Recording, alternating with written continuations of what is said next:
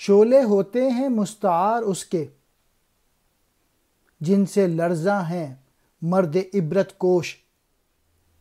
اہل دنیا یہاں جو آتے ہیں اپنے انگار ساتھ لاتے ہیں۔ مستعار دوسروں سے مانگے ہوئے، لرزاں کانپنا، مرد عبرت کوش دوسروں کے برے انجام سے سبق سیکھنے والا۔ انگار کہتے ہیں شعلے کو، برے اعمال مراد لیا گیا ہے۔ دوزخ کے شعلے ایسے ہوتے ہیں جن کو دیکھ کر عبرت حاصل کرنے والوں پہ لرزہ طاری ہوتا ہے۔